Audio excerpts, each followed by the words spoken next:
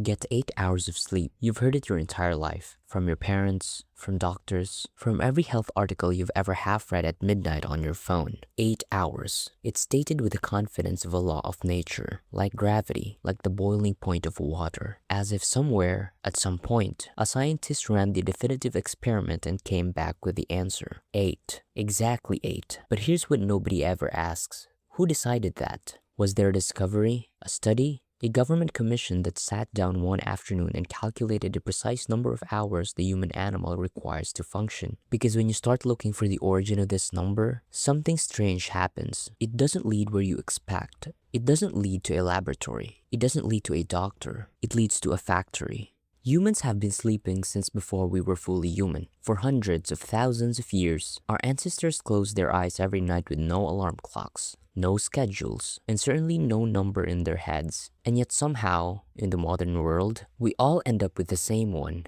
To understand where 8 hours came from, you have to follow sleep across history, across science, and across the industrial forces that quietly reshaped what it means to be alive. For most of human history, nobody knew what time it was, not in any precise sense. There were no clocks on the wall, no numbers glowing from a nightstand, no phone to check when you rolled over in the dark. There was sun, there was moon, there was the slow shift of stars across the sky. And when it got dark, you slept. When it got light, you woke up. That was the entire system. The idea of measuring sleep in hours would have been meaningless to your ancestors. Hours themselves were a luxury. Mechanical clocks didn't appear in Europe until the 13th century. Pocket watches came centuries after that. And even then, for most ordinary people, precise timekeeping had nothing to do with daily life. Sleep wasn't a scheduled event. It was a response. Your body read the environment, the temperature dropping, the light fading, the fire burning low, and it acted accordingly. Nobody was aiming for a number. Nobody was falling short of a target. They were simply following the oldest instruction their biology had ever given. So here's the question that starts to press on you.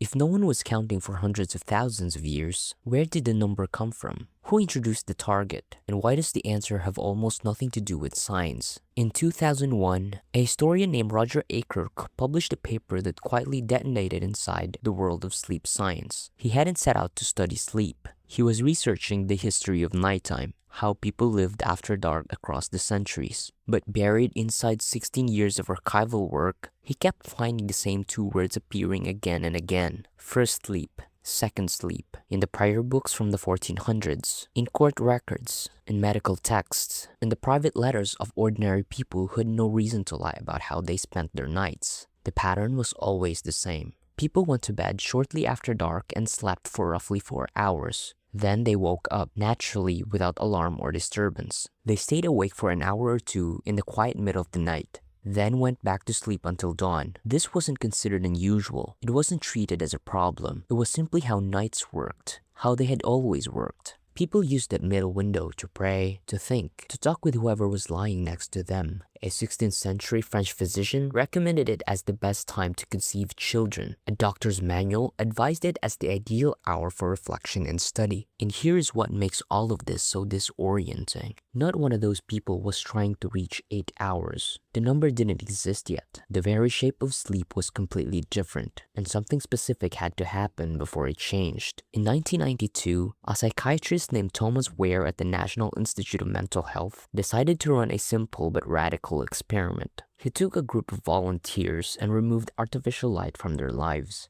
Every evening, they were placed in darkness for 14 hours, not told when to sleep, not given a schedule, just darkness, the way the world used to be before Edison changed it. Within a few weeks, something happened that nobody had planned for. Every single participant settled into the same pattern, 4 hours of sleep, a quiet period of calm wakefulness lasting 1 to 3 hours, then 4 more hours of sleep. Nobody instructed them to do this. Nobody suggested it. Their bodies simply did it, as if some ancient program had been sitting dormant inside them, waiting for the right conditions to switch back on.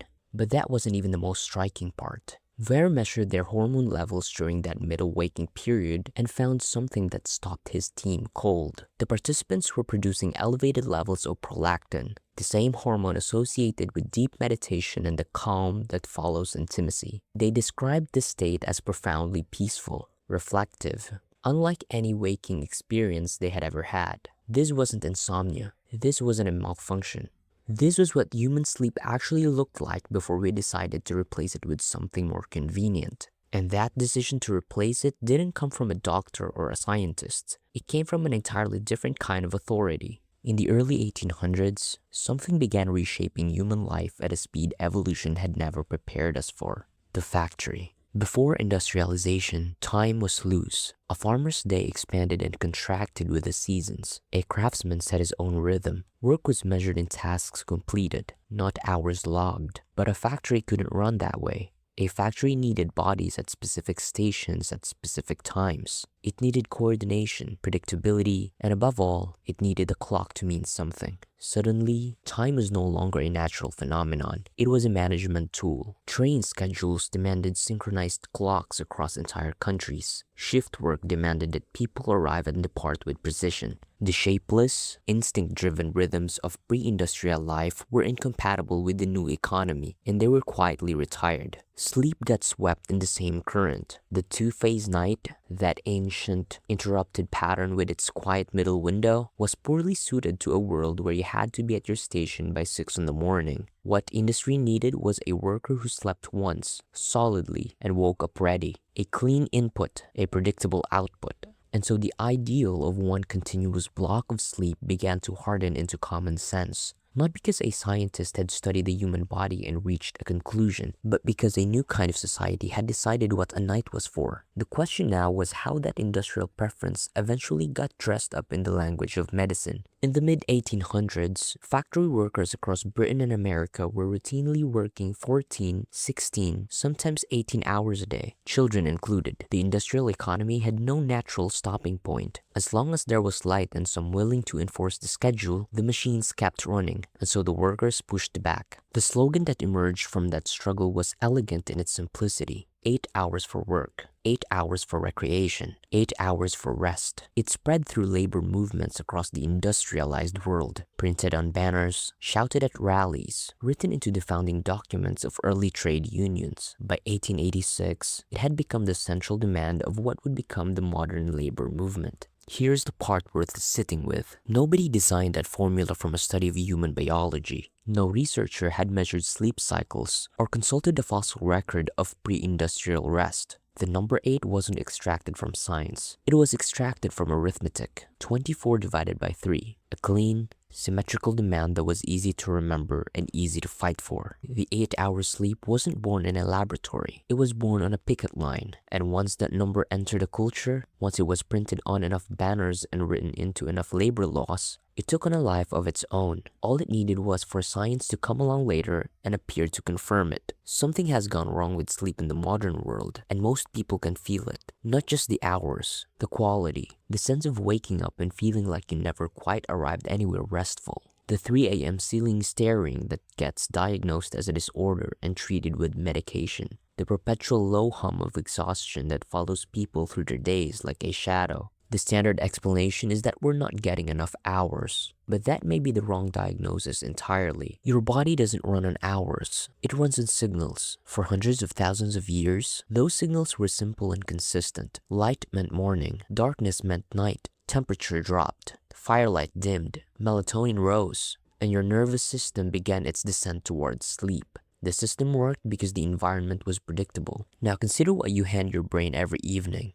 Bright screens radiating the same frequency of light as a midday sky. Overhead lighting that tells your retinas that the sun hasn't set. Notifications arriving at 11 p.m. carrying the same low-grade urgency as a threat in the dark. Stimulation with no natural ceiling. Your brain isn't broken. It's receiving contradictory instructions and trying its best. The problem was never really whether you hit 8 hours. The problem is that the conditions which made human sleep work, the darkness, the consistency, the biological rhythm, have been systematically dismantled, and we replace them with a number, as if a target could substitute for an environment. So who decided you need 8 hours of sleep? The honest answer is nobody did. Not in the way the question implies. Not in the way we assume when we repeat it like scripture. Ancient humans never counted. They followed darkness and light and the cooling of the air, and their bodies did the rest. Historians digging through centuries of records found a completely different architecture of sleep.